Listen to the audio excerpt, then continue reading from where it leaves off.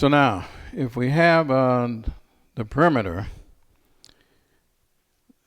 let's do something a little bit different that we need, and I haven't mentioned before. So that's if we have a quadrilateral, which is a four-sided figure. What if we have only this figure, which you know is a triangle, because tri means three, so it's three sides, three angles. I'm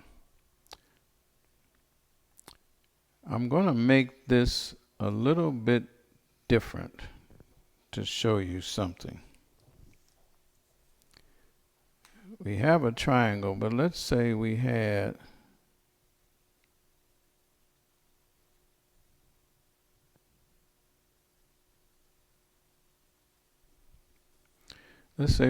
this.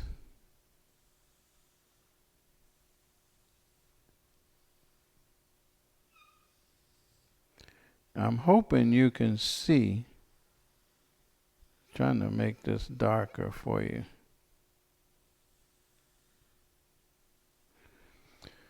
So, now that is a little bit different shape, but it's four-sided now, not counting this line. It's four-sided. So let's say this was 6 inches. This was 4 inches. And I ask you, well, what is the perimeter of this? You would say, well, that's the perimeter is the distance around, so that equals 6. This will be 6, so that's 12. 4 is 16, and this will be 4, so that will be 20. Or you could say 6 and 4 is 10, and these other two sides will have to be 10 as well. So that's 20 inches. And the area, you would say, is 4 times 6. 6 being the length because it's longer, 4 being the width, so that would be 24 square inches. Whereas this area is 18 square inches. The perimeter here will be 6 and 3 is 9, and the other two is going to be another 9, so you'd say the perimeter is 18.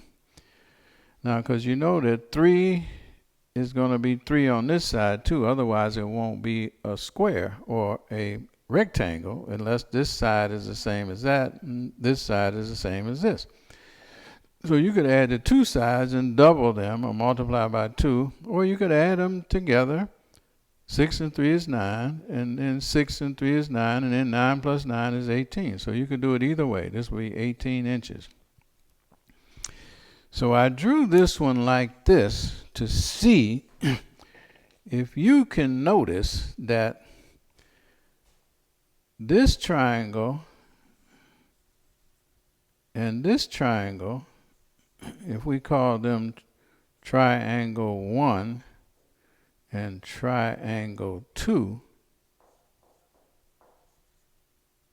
that looks like an A, but I don't mean for it to look like a triangle 2. Hopefully the triangles look to be half the size of the whole rectangle. Same thing will be true here. Let's see if I can. Let me just do a fresh one so you can see. And we're leading to the formula that I want to give you. Let's say we had this rectangle, and I put a diagonal line, which will be running here.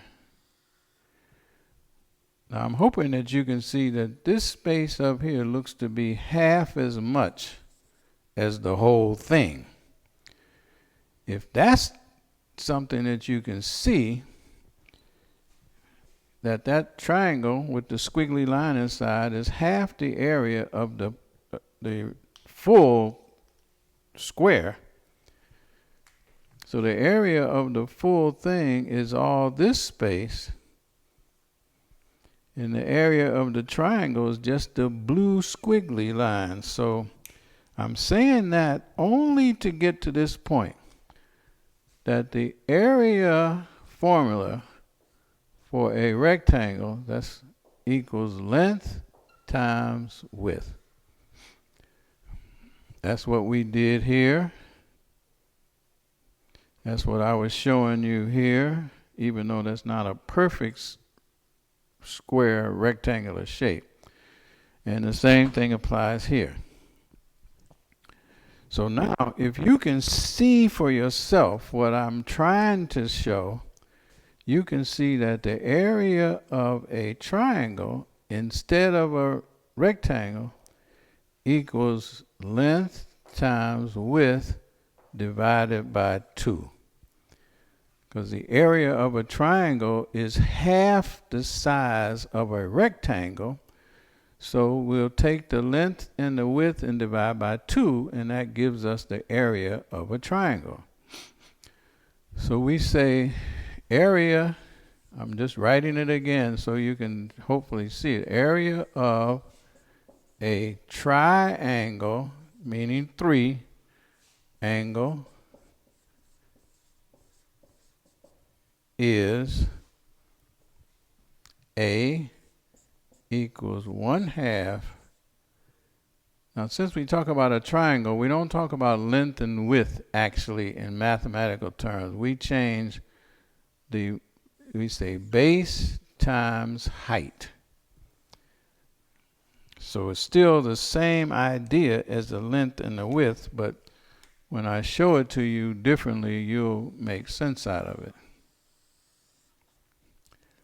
And so the area of a rectangle is length times width. Now the triangle, why do we say base times height? Because a lot of triangles we see, they look like this. They may be drawn like that. So if this is triangle A, B, C, we say this is the base where the triangle appears to be sitting. We say this is the base. And this is the height.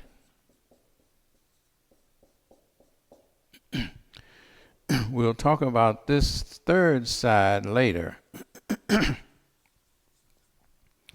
So the triangle, we say base and height instead of length and width because we have a third side that's not the same as either one of the other two sides. So that's why we give them a special name. So the area of this triangle is 1/2 base times the height. So if the base here was, let's say, 4 inches, and the height was 6 inches like this, so we'd say, what's the area of the triangle? It's 6 times 4 is 24, and half of that makes 12. So the area of this triangle ABC, which I'll say triangle, equals 1/2 base 4. That's not a good 4. And I don't like to write things that you won't be able to see that well, so they need to be clear. So it's 1/2 4 times 6. So 4 times 6 is 24, and half of 24 is 12. So the area of that triangle A, I shouldn't say triangle A because there's other letters. So see, if I was going to do this exactly right, I would say triangle A, B, C. So the area of ABC equals 12. 12, remember, square. The area is always square inches, square feet, square centimeters, whatever the unit of measure is square. So we have the area of a rectangle. That would apply to a square also. But let me give you this for a square. So let's say this is really a rectangle here. So the area of a square, we have two options. We could say length times width, but a square is a unique shape. It's unique in the sense that a square has 4 equal sides. So if this was 4, they'd all be 4. So we could say length times width, which would be 4 times 4 would be 16. Or we would say the area of a square is a side squared, meaning one of the sides multiplied by itself would be give me the same thing. So you could think of it as the area of a square equals length times width, just like a rectangle, or one side of a square, 4, squared, meaning multiplied by itself, will be 16. Either way, in this example, we would get 16 square inches. If this is inches, and I didn't put it so you wouldn't know. Now, we've spent this time talking about area, and I want to talk about volume, but we need to have area in our minds before we can talk about volume. So, now, when you get a chance, you'll put this in your notes, but I'm going to erase this, and then we will move to the next topic, which is the discussion of volume. So now it'll be much easier.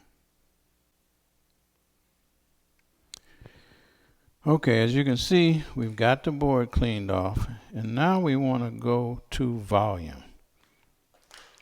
And now you'll see why we spent time talking about the other thing, the area.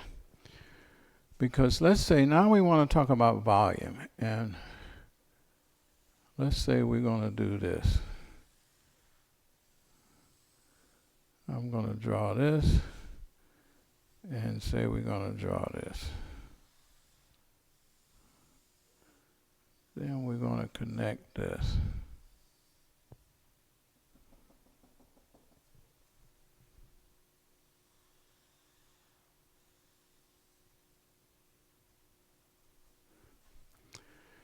So now we should have what looks like the box that we used to do the surface area. Now mine is not perfectly drawn like it should look. So I'm going to put down here figure RE, not to scale. That's to tell you that you can't just look at the figure and assume that it measures like it looks. So, now we want to talk about volume. Area, you know, this is just some review every time. Area, you know, is space. Space inside a I'm going to put two-dimensional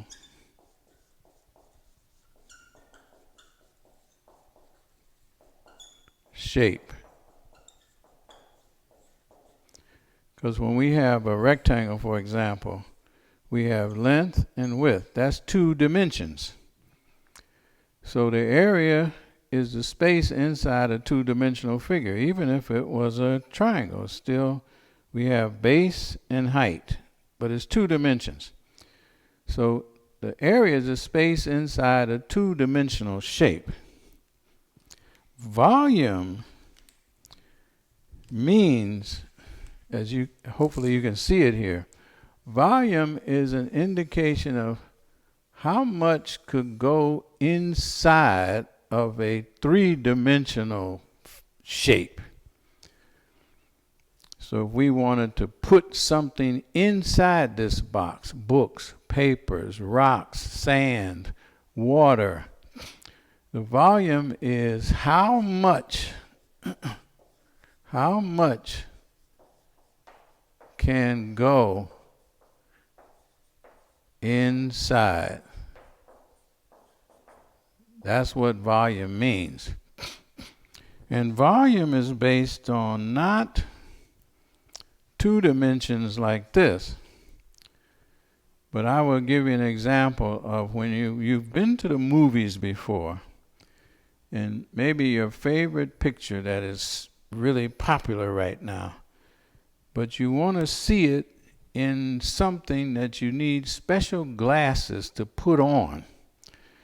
And most people know, if you were here right now and I asked you, you would say you've been to the movie like that, and you know what I'm talking about. And you go in and it costs more, but you get these things that you put on your eyes, and they are called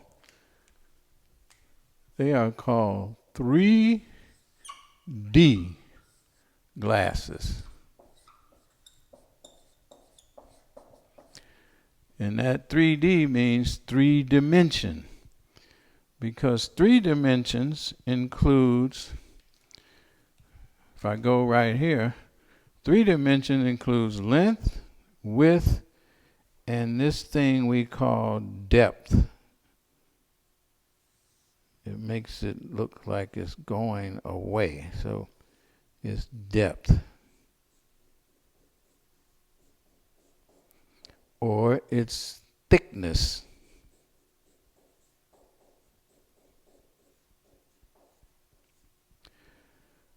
So that way we have depth. So if we put this together, see, we would have something that we're creating like another box, is space behind it. So here's our length. Hope you can see that. That would be the length. That's or the front, and this is the back. Here's my width. And this third dimension right here is my height.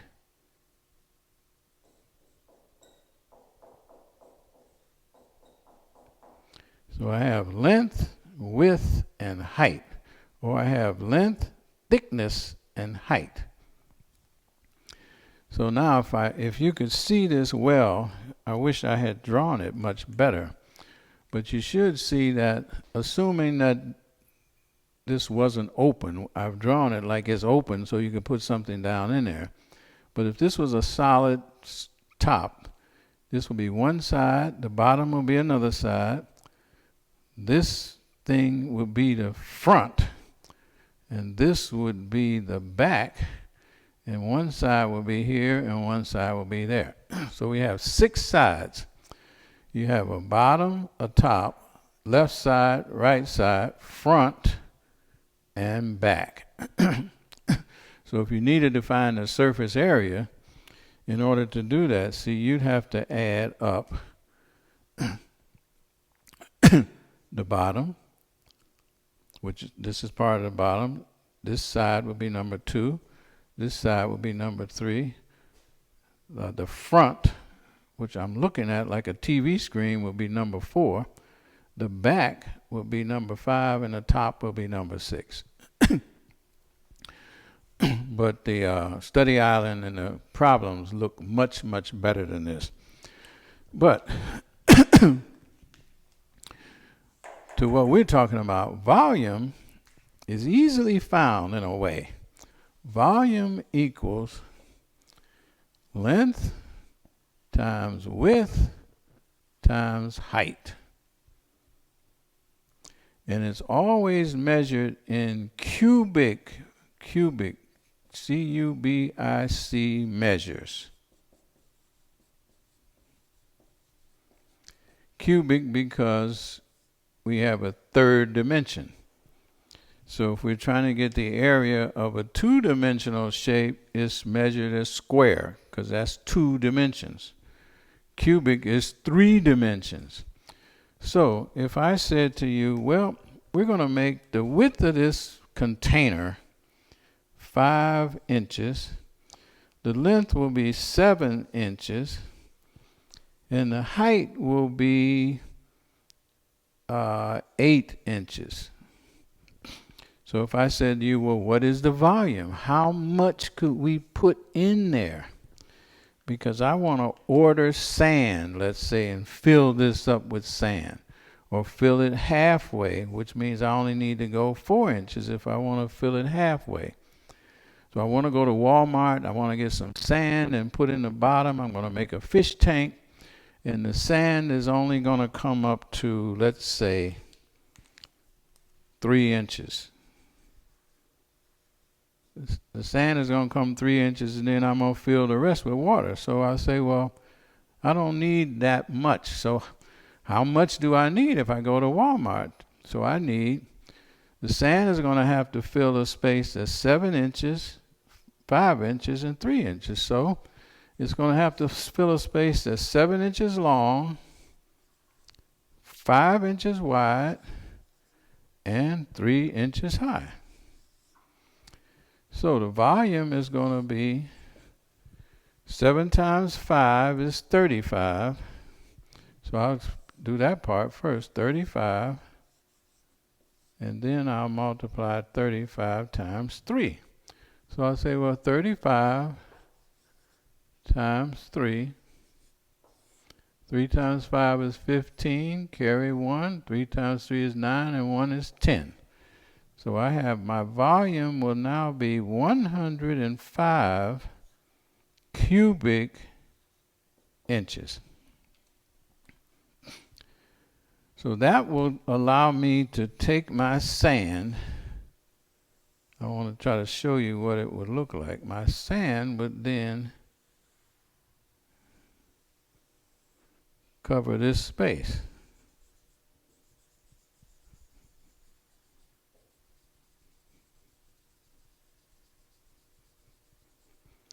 So my sand would cover all of that space, and then my water would cover up the rest of the 5 inches if I want to go all the way to the top. But let's say I go just up to 7 inches. So that's 3 inches, 4 more 7, leave me 1 inch. If I put fish in there, they wouldn't jump out. The water wouldn't be spilling when I put it in. So volume equals length times width times height.